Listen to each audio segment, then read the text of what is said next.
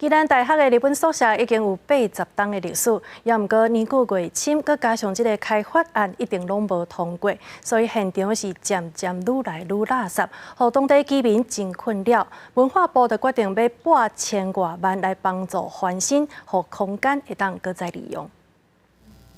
宜兰大厦面宽日本式的观赏宿舍，因为年久无修，内面拢凹鼓鼓，茶窗仔门规个拢烂去，内面正垃圾。地方的民众讲，这一直拢无人住，容易生蠓虫，甚至还有蛇。有一寡人真无公德心，来这乱弹粪扫。我跟你讲，这大家可以抓啥见济。我看都常常来讲，你要做，啊，就用个救伊。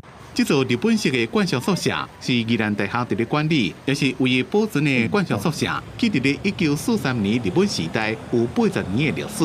2007年由宜兰县政府登录成做历史建筑，不过年久无修，学校北体竹参案要活化，去宿舍互学生住，不过因为是历史建筑，所以无过。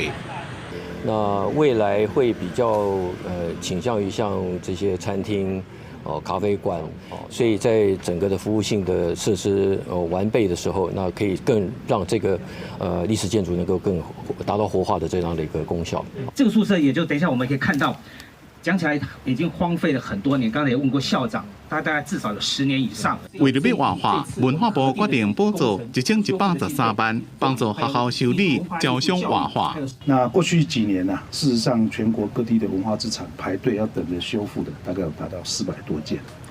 那我们这一次啊，把这个全国申请的这个433件当中，就核定了357件。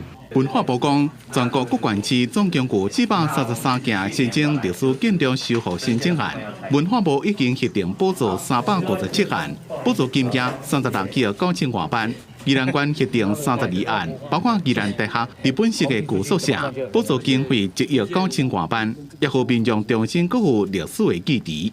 记者综合报道。